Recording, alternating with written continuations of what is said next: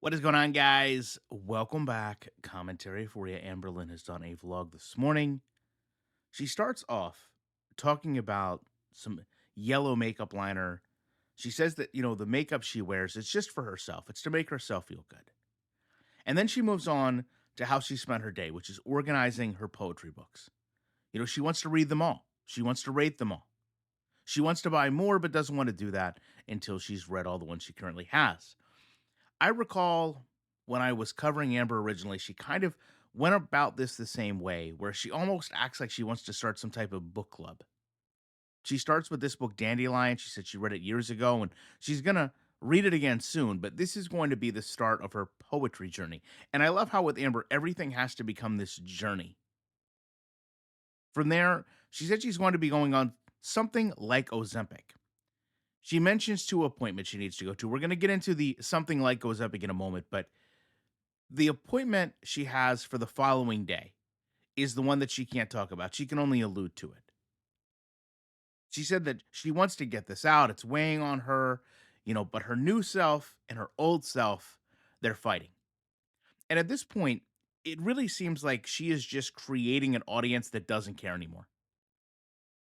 It does not take a rocket doctor to look at her and understand there's a multitude of medical and more than likely mental issues that exist. And the fact that the priorities are a book club and makeup before her health, I think is really a telling aspect of her life.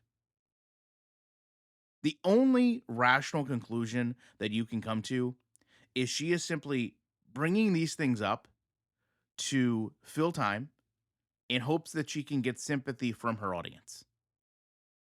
And while there was a time that existed this would happen, I think for a lot of people it's long past.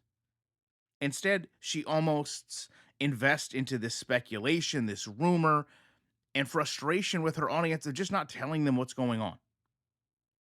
So she returns from the med spa, and she is still wearing this bandage to, I would say at this point, elicit sympathy because this is nothing more than a prop. She wants people to feel sorry. She wants to prove that she did something. Now, from the med spa, she is complaining about the cost. And to an extent, I wonder what research she has done because she fails to realize Ozempic is just a branded name of the drug. The overcharging she's perceiving is likely because she went to a med spa. Had she went back and had it prescribed, a large portion would probably be covered if she actually pays to have health insurance.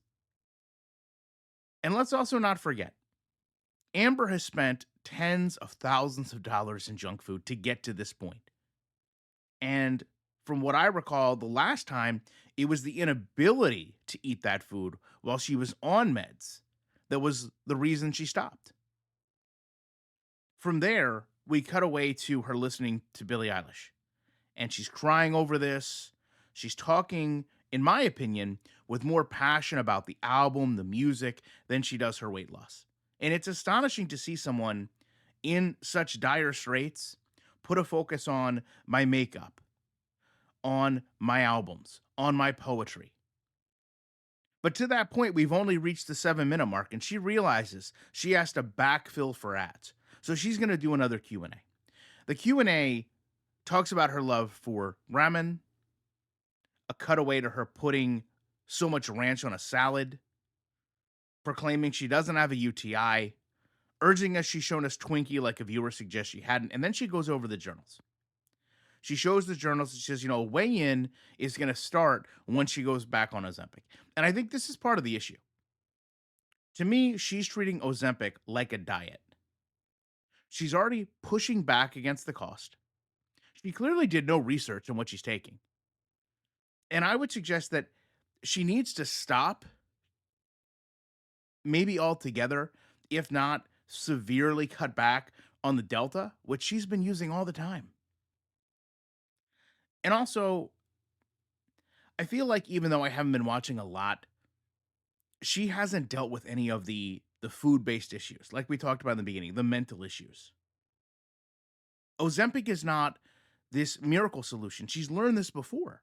So going back on it isn't going to change anything unless you're truly in a different mindset. unless you've truly changed your ways. And I bring that up because when she mentions these journals, which she claims to be doing every day, she's typing everything out and then she's writing everything down. She says this is so therapeutic, it's so relaxing, but I truly wonder, what is she escaping from?